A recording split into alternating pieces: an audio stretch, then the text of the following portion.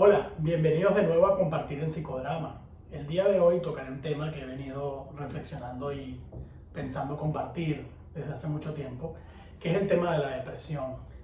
Lo titulo sobre la depresión: ¿luchamos contra ella o cuidamos de ella? Y esto viene a raíz de ese famoso lema, ¿no?, de la lucha contra la depresión, que respeto muchísimo y que sé que debe tener un sentido importante, pero que a veces creo que ese término puede ser engañoso o puede confundirse o interpretarse de una manera que a veces puede generar incluso sufrimiento y ciertos prejuicios, ¿no?, con respecto a ello. Compartiré algunas experiencias de escenas con personas con las que he trabajado y justamente hablando de eso, muchas veces vengo escuchando ya personas que me dicen: Carlos, es que yo estoy cansado de luchar contra la depresión. Yo no quiero luchar más.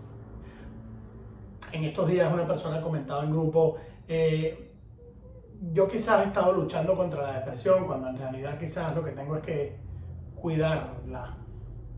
Y de ahí me vino esta idea, ¿no?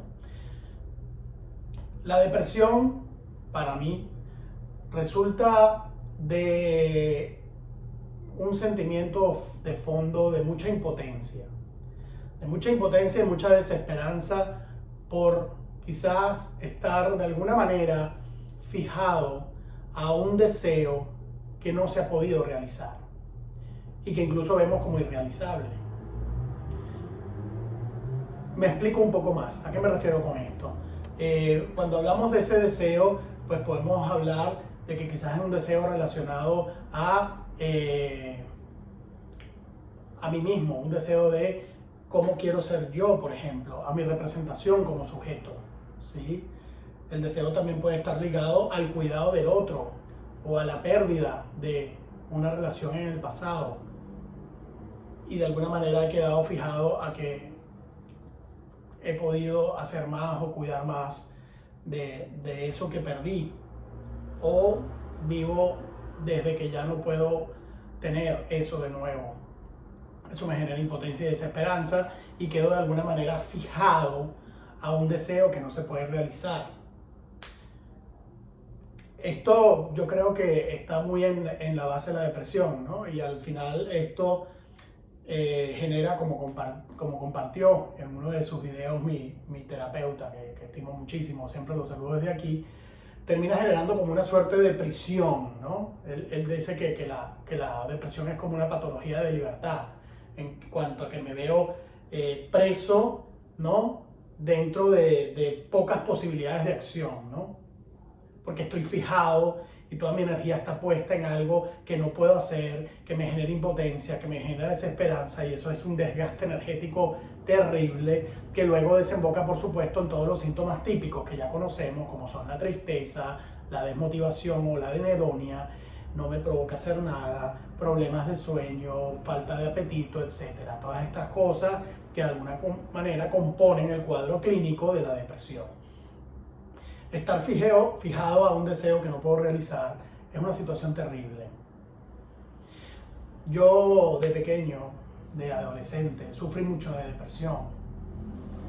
Me costó entender y comprender, fue solo cuando me empecé a escuchar y entendí que quizás estaba fijado a deseos acerca de mí mismo, acerca de mi propia valía, que sentía que no podía realizar, ¿no? Esto muy vinculado también a lo que por supuesto se conoce comúnmente como la autoestima o la sensación de valía que puedo tener sobre mí mismo, ¿no? Cuando estoy fijado a algo que siento que no puedo realizar, pues también puede ser un deseo de un mí mismo que siento que no llego ahí, ¿no? Esto por supuesto es muy complejo y explico de una manera muy breve, pero que creo que es importante entender, y todo esto lo digo porque al final la depresión, como cualquier síntoma psicológico, como cualquier cuadro psicológico, es absolutamente único e individual. No podemos generalizar. No todo el mundo se deprime igual. No todo el mundo tiene los mismos motivos para deprimirse o para estar deprimido, ¿sí? Por tanto, tenemos que tener mucho cuidado con las etiquetas y con decir que la depresión es algo que son estos síntomas y ya está, y bueno, y hay que medicarse y echa para adelante y tira para adelante, ¿no? No. La depresión es muy compleja y puede tener muchísimas cosas que tengan relación con esto que les explicabas del deseo y la sensación de impotencia, y poder explorar eso es el trabajo más importante que hay que hacer. Por eso digo que más que luchar contra la depresión, tenemos que aprender a cuidarla, a entendernos, a escuchar a la persona que está detrás de ese diagnóstico, escucharnos a nosotros mismos y poder empezar a entender las raíces de nuestra propia depresión. Eso fue lo que a mí me ayudó, escucharme, comprenderme, para poder salir de esa oscuridad en la que poco a poco pude empezar a conseguir otras formas y jugar de otra manera a poder realizar deseos para mí posibles y no quedarme fijado a deseos que sentía que no podía realizar y que me tendían en impotencia, en tristeza y en desmotivación, ¿sí? Algunas escenas que puedo compartir son las típicas escenas que salen en la depresión, que es la oscuridad, ¿no? Hace poco hacíamos un psicodrama en donde había una persona que dividía el salón en una parte oscura y una parte de luz, y la persona estaba en la parte oscura y el movimiento era: quiero ir hacia la luz, pero no puedo. Hay algo que me empuja hacia atrás. Y por más que hubiese el deseo de querer ir a la luz, había algo que impedía que fuera.